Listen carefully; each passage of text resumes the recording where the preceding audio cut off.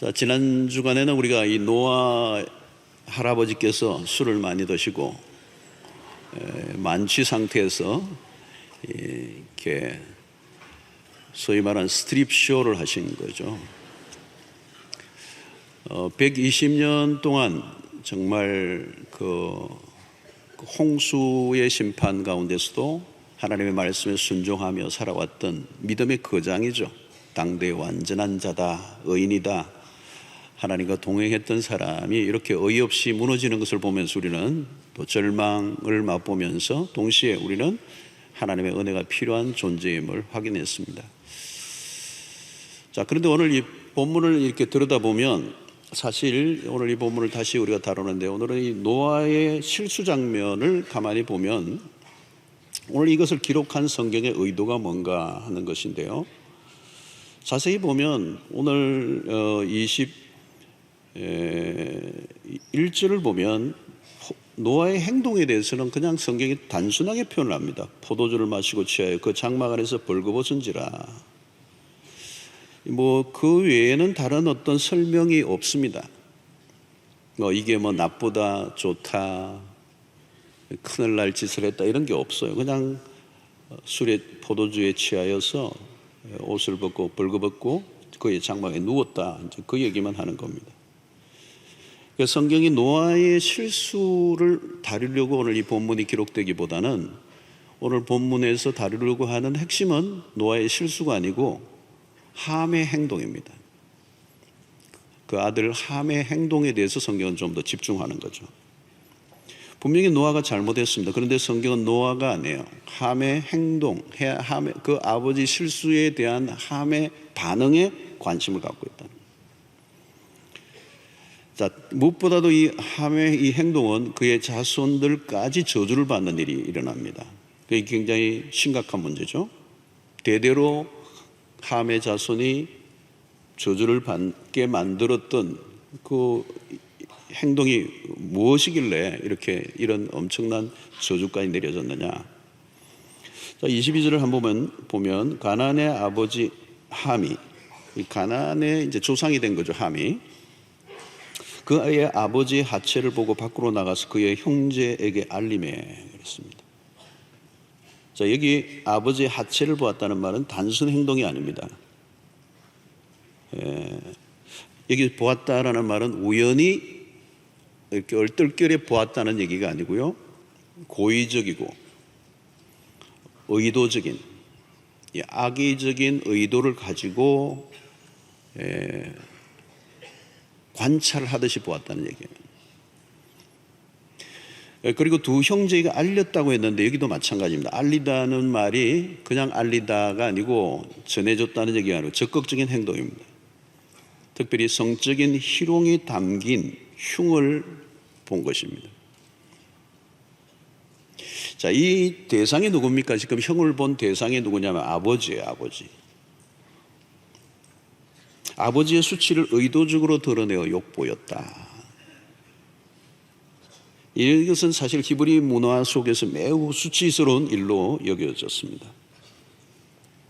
범죄한 이후에 아담과 하와는 벗은 몸을 부끄러워했죠. 이게 당연한 것입니다. 그리고 무화과 나무 잎으로 가리고자 시도를 했지만 불완전해서 하나님이 가죽옷을 입혀주셔서 그들의 부끄러움을 해결해 주신 겁니다.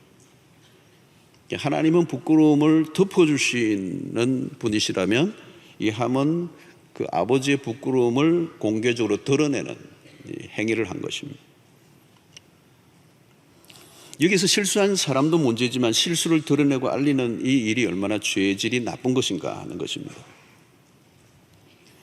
본문 분위기를 우리가 상상해 본다면 함은 아버지의 실수를 본 후에 형제들에게 알리려고 달려가는데 아주 흥행거리를 하나 발견한 것처럼 신이 나서 행동하고 있는 모습, 그리고 아버지의 명예를 무참하게 무너뜨려 버렸습니다. 특별히 그 아버지가 누구입니까? 당대 완전한 자고 의인이었습니다. 아버지를 보호하고자 했다면 얼마나 좋았겠습니까? 그런데 여기서 우리는 함에게서 우리는 인간의 악함의 진면목을 보게 됩니다. 특별히 핫 뉴스로 삼았죠. 요즘으로 치면 아마 동영상 제작을 했을지도 모르겠어요. 그래서 너튜브에 올리고 조회수를 막 올리고 그런 금지선에서 멈추지 않았어요. 아버지의 실수에 대한 일말의 동정심조차 없습니다. 그냥 까발리는 공격성, 아버지라는 존재에 대한 최소한의 존중심을 볼 수가 없습니다. 그래서 도리 아버지의 실수를 감추기보다는 극대화시키려고 안달이 나 있는 사람입니다. 자, 우리는 다른 사람의 실수에 흥분을 하는 사람들이 있습니다. 다른 사람의 실수를 보면 그때부터 막 흥분하는 사람들이 있어요. 어떻게 그럴 수가 있는가? 여러분, 우리는 자칫하면 내가 심판자의 위치에 설 누를 범하기가 쉬워요. 그것은 월권입니다.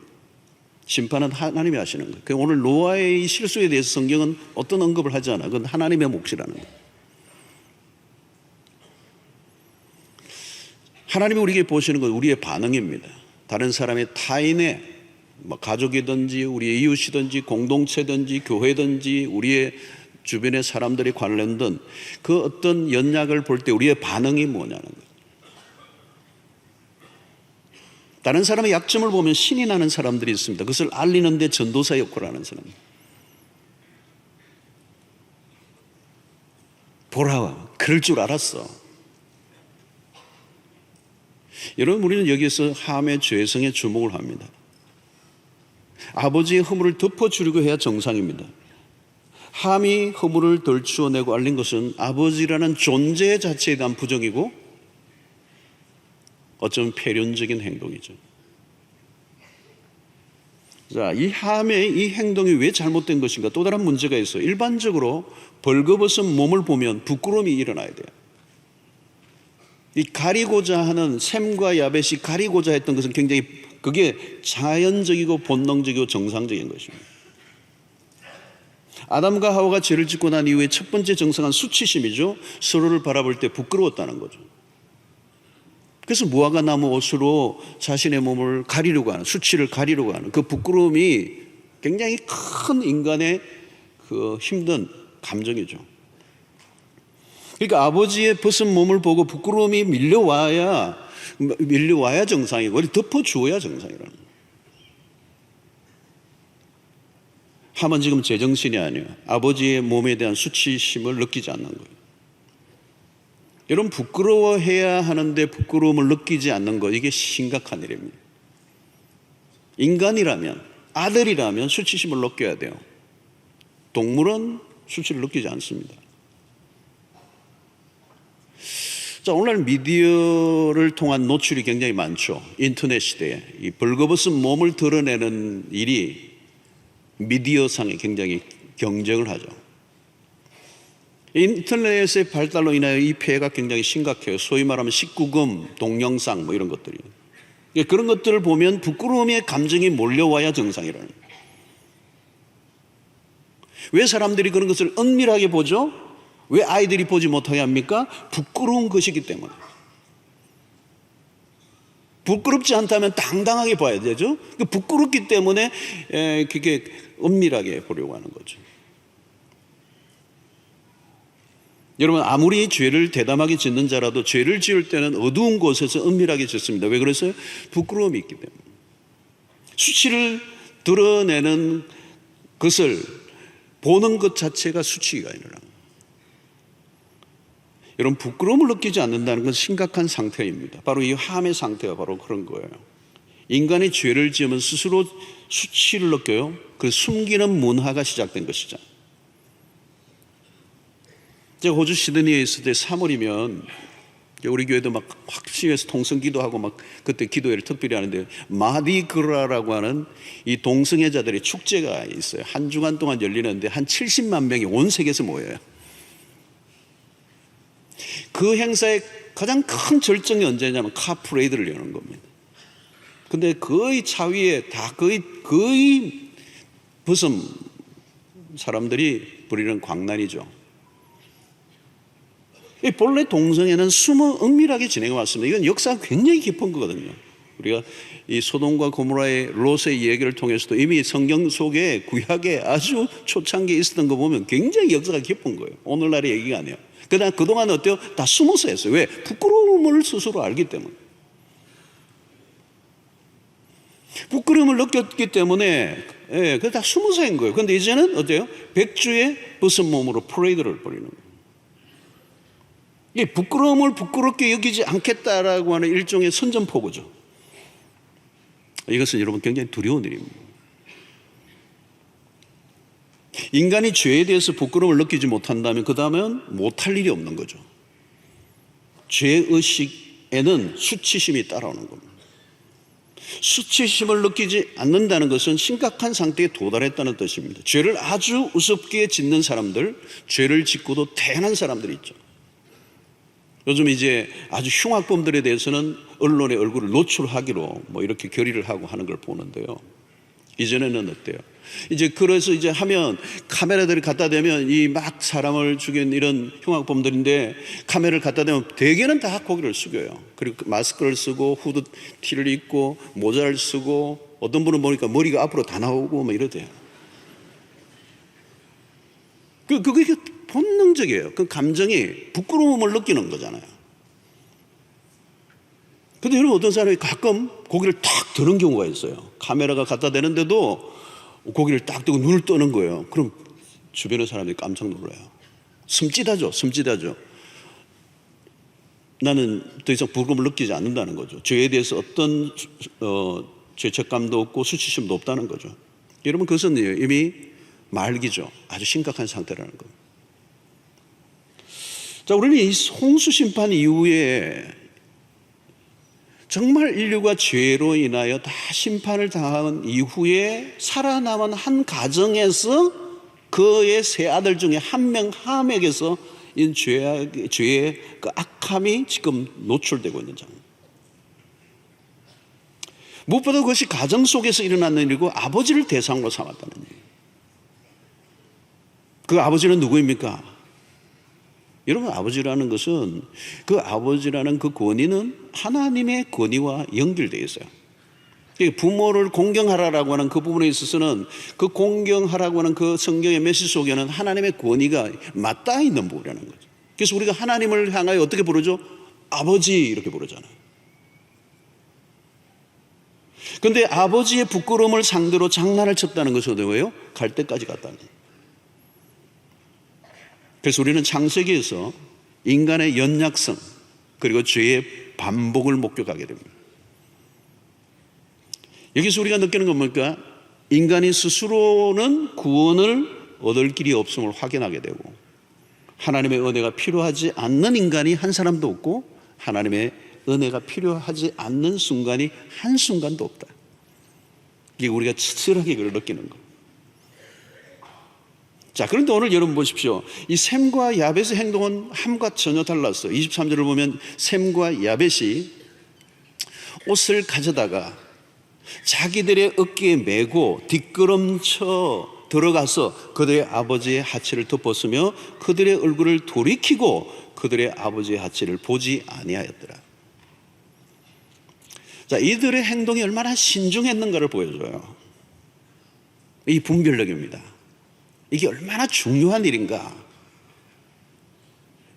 여러분 노아가 실수한 것은 잘못된 것이지만 그럼에도 그들은 이 셈과 야벳은 아들로서 아버지의 품위를 지켜주려고 애를 쓰고 있는 모습. 아버지의 실수에 주목하지 않으려고 하는 것입니다. 그들은 아예 보지 않으려고 뒷걸음질 쳐 들어가는. 셈과 야벳은 아버지의 연약함을 보지 않으려고 사실 결사적인 노력을 하고 있는 모습을 우리에게 보여주고 있죠. 여러분 우리가 여기서 생각할 것은 하나 뭔가 하면 이들이 아버지를 위한 행동이지만 사실은 누가 보호를 받는가 하면 자신들이 보호를 받은 거예요. 노아의 실수에 대해서는 하나님이 판단하실 것입니다. 그런데 셈과 야벳이 뒷걸음질을 쳐 아버지에게로 다가가는 행위 속에서 우리는 그들의 마음을 읽을 수가 있어요. 아버지는 추태를 보였지만 두 아들은 아버지의 그 추태스러운 모습을 보지 않았어요. 안 보기로 작정한 사람이니까. 그게 선한 마음이고요. 그게 올바른 태도예요. 셈과 야벳은 아버지에 대한 좋은 이미지만을 간직하고자 한 것입니다. 자신들이 홍수 속에 어쩌면 구원을 얻은 오늘이 있기까지도 아버지가 하나님으로부터 은혜를 입었기 때문에 오늘 이 자녀들의 존재도 가능한 거죠. 비록 지금 아버지가 연약한 모습으로 누워있지만 그것이 전부는 아니라는 걸 알고 있었어요.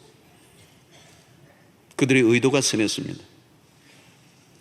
상대의 약점을 비방하는 사람은 무엇을 놓칩니까? 좋은 면을 보지 못해요. 그 하나에 꽂혀서 그의 단점에 꽂혀서 그의 수없는 장점을 보지 못하는 것.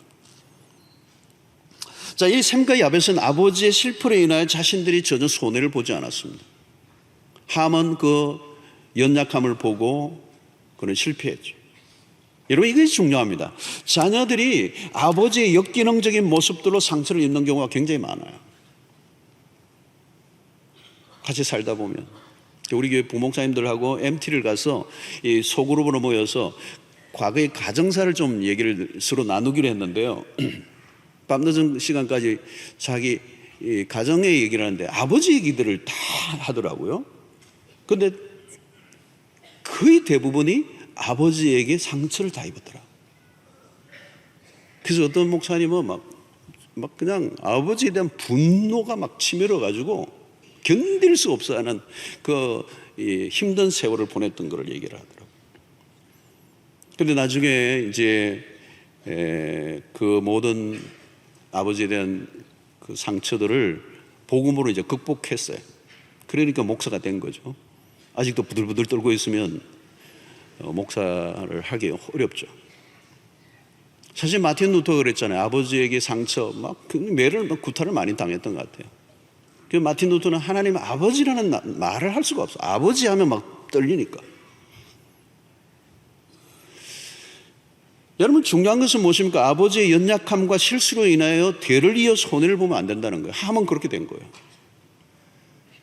함의 실패가 그의 후손들에게까지 영향을 주게 되었습니다. 그러나 셈과 야벳은 아버지의 좋은 면만을 본 거예요. 분명히 추태를 부리고 분명히 연약함을 보였지만 그 아버지 때문에 자기뿐만 아니라 자기 후손에게까지 영향을 미치지 않는, 왜? 그들은 아버지의 허물을 보지 않기로 한 거죠.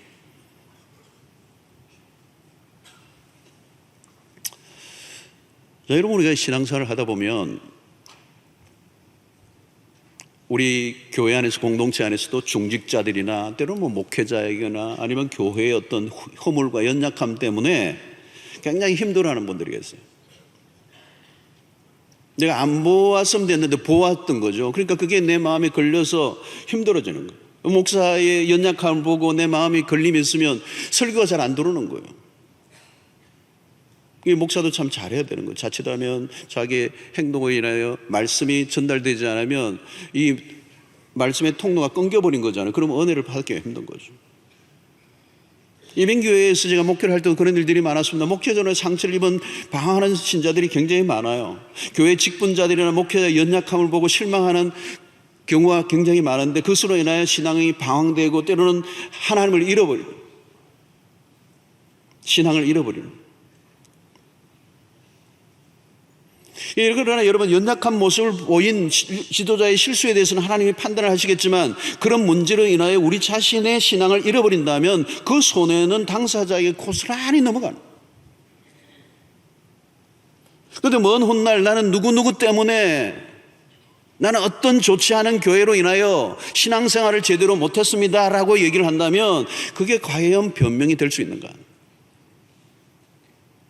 사실 여러분, 지상의 교회는 완전하지가 않아요.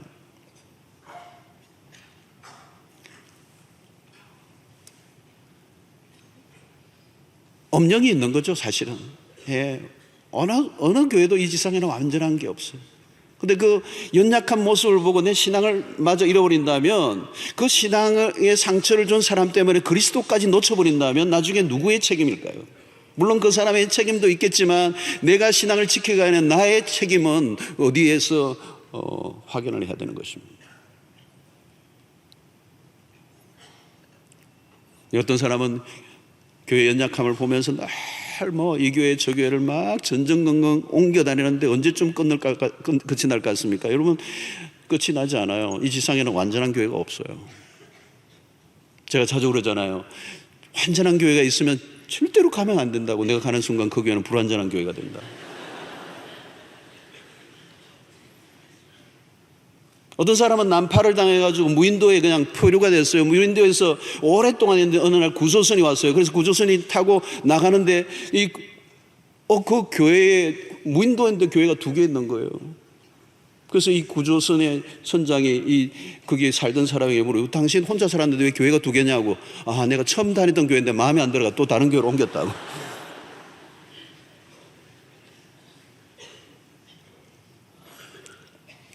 노아의 실수는 분명해요. 그러나 거기에 반응이 중요한 것이죠. 똑같은 사건 속에서도 전혀 다른 반응이 그들의 인생의 미래를 결정한 거예요.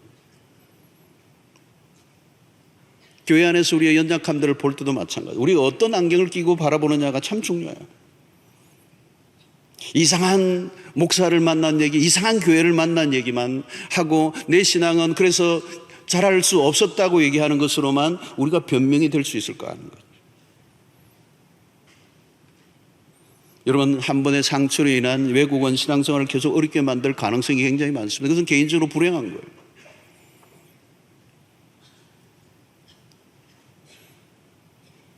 한때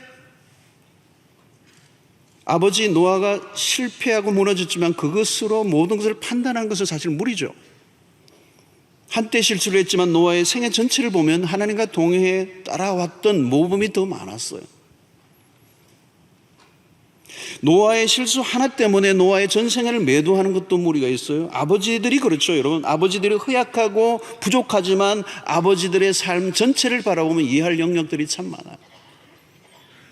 해석에 따라 모든 게 달라지잖아요. 생각이 폭이 좁아 다 보지 못하는 한계가 있어요. 아버지를 진정으로 이해하려고 하면 아버지의 나이만큼 살아보아야 아버지가 보인다고 그러잖아요. 아버지를 비난하는 것은 뭘까요? 자폭과 같아요. 콩가루 집안이죠. 존 칼빈은 교회는 어머니와 같다 그러겠어요.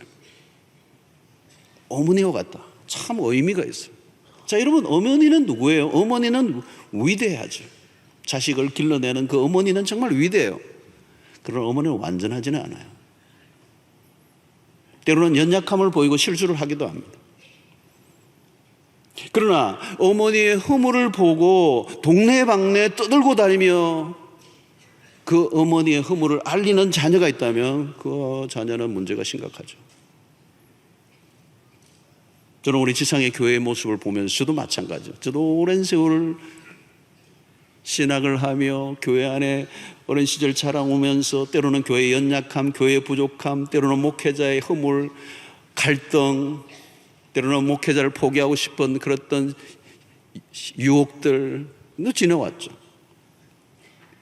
어떻게 저런 교회가 있을까? 그런데 세상을 지나보니까 연약한 교회지만 하나님이 완전한 교회만을 통해서 역사하시는 게 아니라 연약한 교회를 통해서도 역사가 일어나고 연약한 목사를 통해서도 구원의 역사가 일어나고 있고, 옛날에 제가 지나왔던 그 연약한 교회들이 있었지만 돌아보니 그 교회가 나를 품었기 때문에 오늘 내가 있는, 거기가 없었으면, 그 품어주는 어머니와 같은 교회가 없었다면 오늘의 나는 존재할 수 없었다. 부모들이 연약하지만 그런 가운데서 자식을 키워낸 것과 같아요. 교회도 마찬가지예요. 부족하고 연약한 교회였지만 오늘날까지 구원의 역사를 감당해왔던, 여러분, 내 마음에 속드는 교회가 지상에 있을까요? 그렇지 않아요. 주님은 완전하신 분이지만 주님을 따르는 사람들은 완전한 사람이 아니라는 거예요. 노아가 당대의 완전한 자라고 그랬지만 오늘은 이 술에 취해 누워있는 이 모습을 통하여 그도 역시 완전하지 않다는 걸 우리에게 보여주고 있어요. 우리 모두는 십자가가 필요한 것이죠. 우리의 공동체 안에서도 우리의 신앙을 배워가는 법이 바로 그런 것입니다. 나는 누구 때문에 신앙을 제대로 할 수 없었다라고 하는 말은 변명이 될 수가 없어요. 문제가 있는 사람이나 교회를 통해서 내가 더욱더 제대로 책임 있는 그리스도로 살아가야 하겠다라고 하는 결단을 하는 것. 예수 믿는 사람 때문에 그리스도까지 버린다면 그건 크게 빗나간 것이죠. 그래서 신앙생활을 잘한다는 것은 어떤 것을 말할까요? 갈수록 눈이 밝아져 판단과 정죄의 눈이 더 날카로워진다는 것을 의미하는 게 아니고 이전보다 더 용납과 이해와 용서와 사랑의 폭이 넓어져 가는 것. 그게 신앙이 자라간다는 것입니다. 자, 오늘 이 세 아들의 행동에 의해서 전혀 다른 결과를 만들어내죠.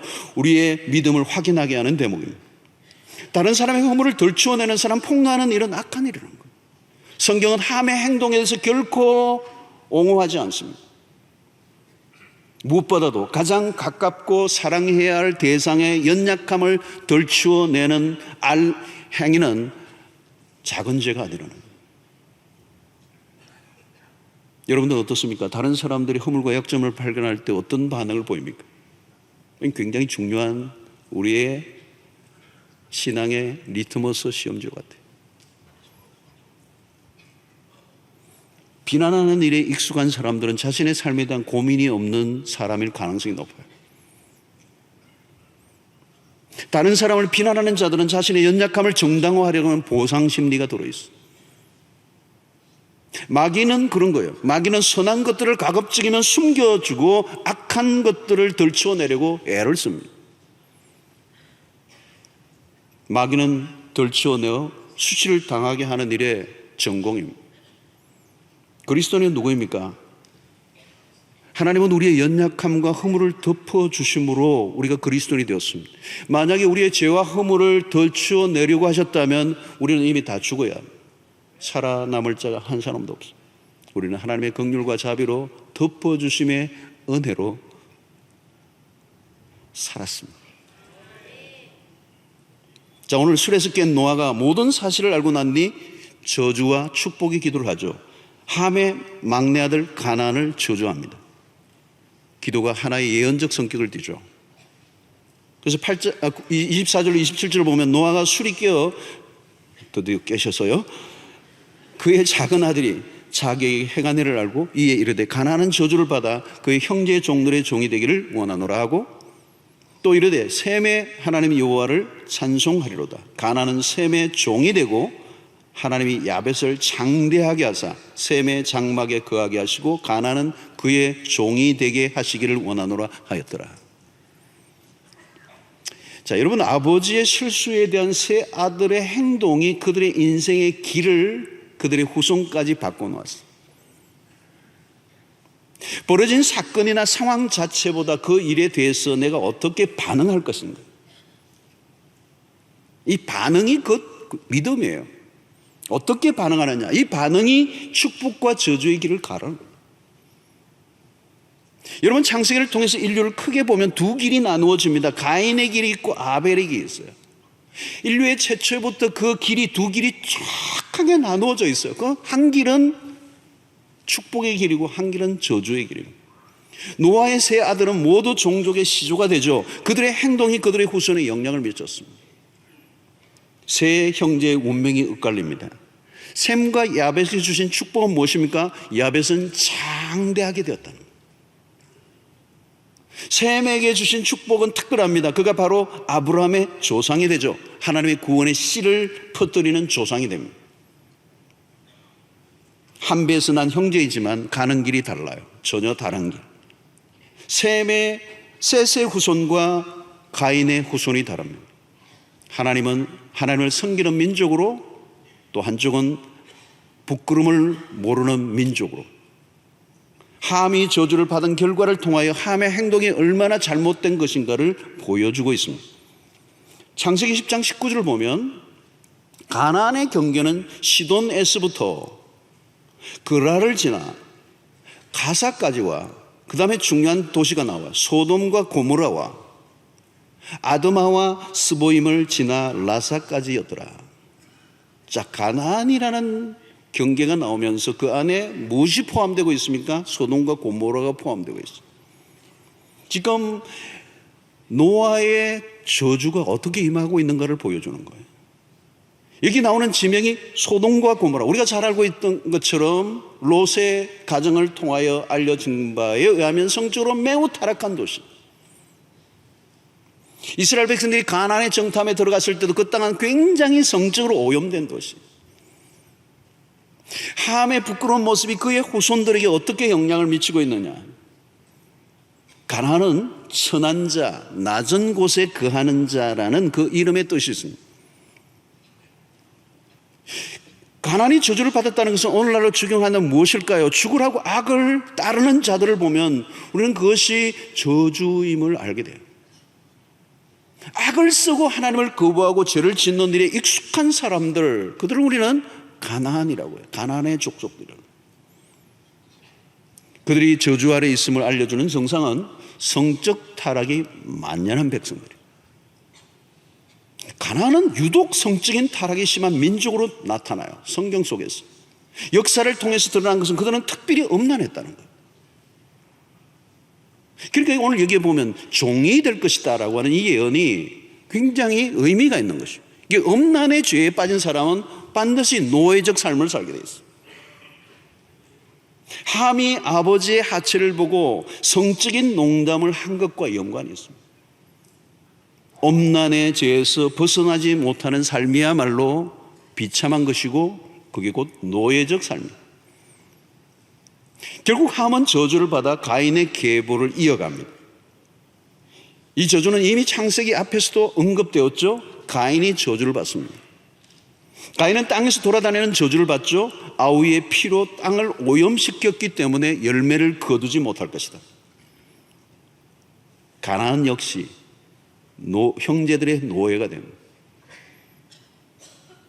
여기서 우리는 이 가나안을 우리는 어떤 인종으로 표현하는 해석을 하는 사람들이 있어요. 그건 성경적이지 않습니다. 아무튼 우리가 성경이라고 하는 렌즈를 통하여 세상을 바라보는 관점이 중요한데 다양한 방식으로 인간을 분류하지만 성경적 관점에서 가장 뚜렷한 분류는 의인과 악인입니다. 그래서 창세기 우리가 앞부분에서부터 계속 이 부분을 지켜보는 거죠. 크게 두 세계가 갈라지고 있다는 겁니다. 하나님을 따르는 백성과 하나님을 거부하는 백성들입니다. 우리는 되게 자기의 노력과 재능과 능력에 의해서 인생이 결정되는 것처럼 생각하지만 그것보다 훨씬 더 우위에 있는 게 있어요. 우리가 어디에 속한 자인가라고 하는 것입니다. 한 길은 복된 길이 있고요, 한 길은 저주의 길이 있다는 거예요. 여러분, 이 성경에서 우리에게 말씀해 주는 거예요.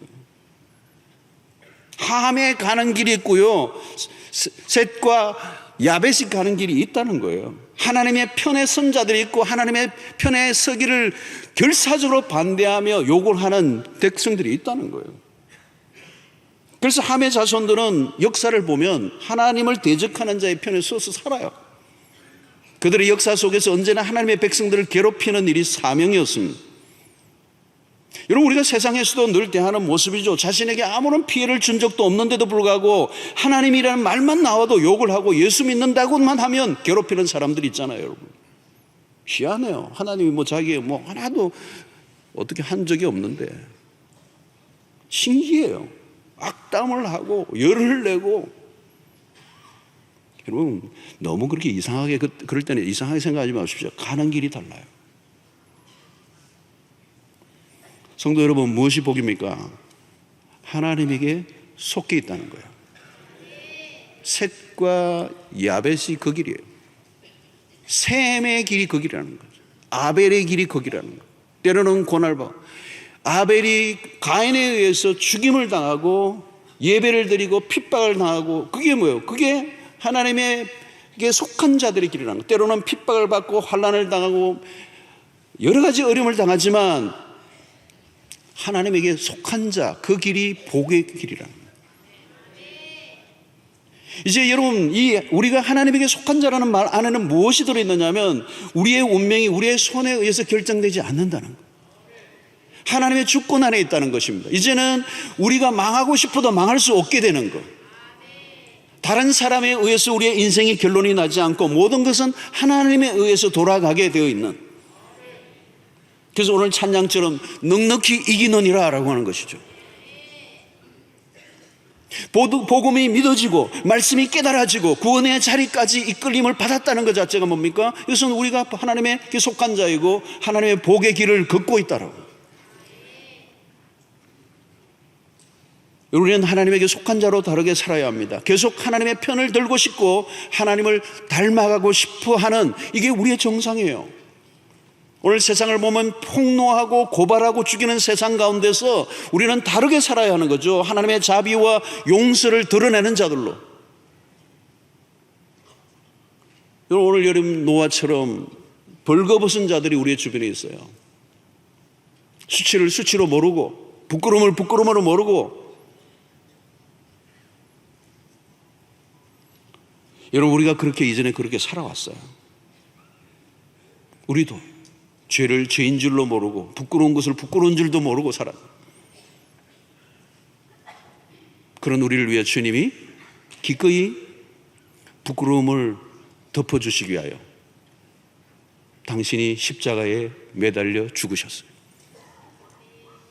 여러분, 주님이 십자가에 못 박히신 이 사건이 뭔지 아십니까, 여러분? 채찍에 맞으시고 가시 멜리고날 서시고 허리에 짱이 찔리시고, 이 육체적인 고통보다 더 심각한 게 뭔지 아십니까? 이 십자가는 그 골고다라고 하는 높은 언덕 위에 모든 사람이 지켜보는 곳에서 옷을 다 벗기는 거예요, 여러분. 수치를 당하게 하는 거예요.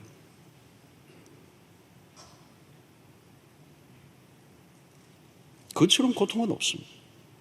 하나님의 아들이신, 영광의 주이신, 하나님과 동등되신 그분이 인간의 육체를 입고 오신, 온 몸을 다 옷을 발가벗기셔서 대낮에 높이 매달아줘 수욕을 당하게 하신 거죠. 이유는 딱 하나예요. 우리를 그 부끄러움으로부터 자유케 하시기 위하여 주님이 대신 부끄러움을 당하신 거예요.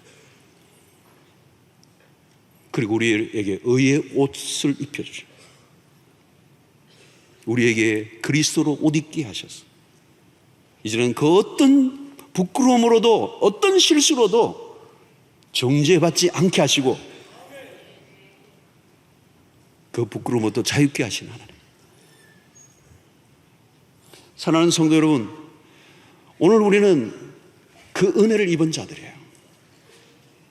그럼 우리의 주변의 사람들의 그 부끄러움을 부끄러움으로 모르고 살아가는 수 없는 사람들에게 우리는 우리가 얻었던 그 그리스도의 의의 옷을 입혀주어야 해요.